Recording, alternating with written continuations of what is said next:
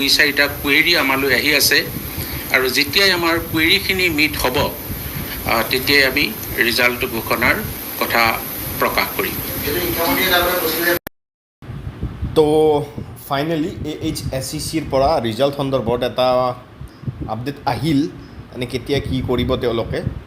তো আমি এতিয়া সেইটো প্লে কৰি দিম। তাৰ আগতে প্লিজ সকলোৱে চেনেলটো ছাবস্ক্ৰাইব কৰি দিব।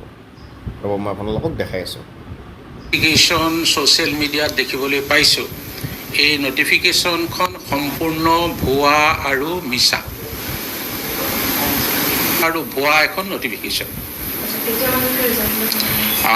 আমাৰ ৰিজাল্ট প্ৰচেছিং চলি আছে, প্ৰায় সম্পূৰ্ণ হোৱাৰ পথত। এতিয়াও দুই চাৰিটা কুৱেৰি আমালৈ আহি আছে আৰু যেতিয়াই আমাৰ কুৱেৰিখিনি মিট হ'ব তেতিয়াই আমি ৰিজাল্ট ঘোষণাৰ কথা প্ৰকাশ কৰিম। আচলতে আমি ৰিজাল্ট সম্পৰ্কত যেতিয়ালৈকে সম্পূৰ্ণ ৰিজাল্ট প্ৰচেছিং হৈ নুঠে সঠিককৈ ক'বলৈ টান। শিক্ষামন্ত্ৰী মহোদয়েও সেইটো ক'বলৈ অসুবিধা হ'ব, মোৰ ক্ষেত্ৰতো অসুবিধা হ'ব। আমি এটা ধাৰণা কৰি কওঁ আৰু আমি এটা নিৰ্দিষ্ট সময় বান্ধি লওঁ। সেই সময়ৰ ভিতৰত আমি ৰিজাল্টৰ ফলাফল ঘোষণা কৰিবৰ বাবে যোৱা বছৰ আমি 6 জুনৰ দিনা হায়াৰ ছেকেণ্ডেৰী ফাইনেল পৰীক্ষাৰ ৰিজাল্ট দিছিলোঁ আৰু এইবাৰ মই চেষ্টা কৰিছিলোঁ যাতে এমাহৰ আগতে মই ৰিজাল্টটো দিব পাৰোঁ আৰু সেইমতে ভাবিছোঁ 10 মে'ৰ ভিতৰত আমি ৰিজাল্ট ঘোষণা কৰিব পাৰিম। একেবাৰে পলম হোৱা নাই, কাৰণ CBSE ৰিজাল্ট ওলাবলৈ এতিয়াও বাকী আছে। আৰু আমাৰ যিটো ৰিজাল্ট প্ৰচেছিং, আমি 4টা ষ্ট্ৰীমত পৰীক্ষা পাতোঁ: arts, science, commerce and vocational. আৰু আমাৰ টোটেল নাম্বাৰ অফ ছাবজেক্ট হৈছে 93। আৰু এই 93টা ছাবজেক্টৰ ভিতৰত আমাৰ 2টা কোৰ ছাবজেক্ট থাকে আৰু 91টা ছাবজেক্ট আমি প্ৰত্যেক ষ্টুডেণ্টৰ ইফাল সিফাল কৰিবলগীয়া হয়। গতিকে হায়াৰ ছেকেণ্ডেৰী যিটো ফাইনেল এক্সামিনেশ্যনৰ result processing, it is a very complex process আৰু সেইকাৰণে ই অকণমান সময় লয়। আৰু মই এইটো কথা কেতিয়াও নাভাবোঁ যে আমাৰ ৰিজাল্ট দেৰি হ'লে ডিগ্ৰীত এডমিশ্যনৰ কিবা অসুবিধা হ'ব। আৰু আপোনালোকক মই পুনৰবাৰ কৈছোঁ, 10 তাৰিখৰ ভিতৰত ৰিজাল্ট আমাৰ হ'ব।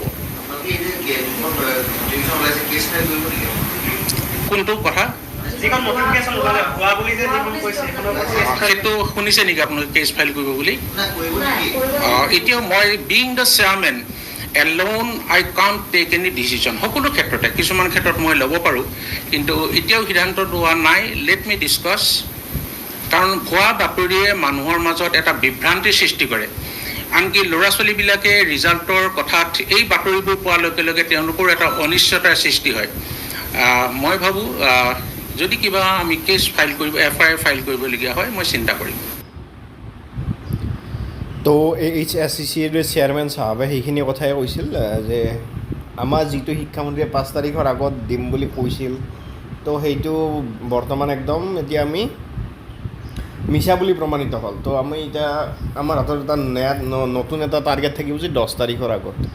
চ' যিহেতু AHSCCৰ চেয়াৰমেনে ক'লে যে 10 তাৰিখৰ আগত দিব ৰিজাল্টটো, চ' তালৈতো আৰু ৱেইট কৰিব লাগিব।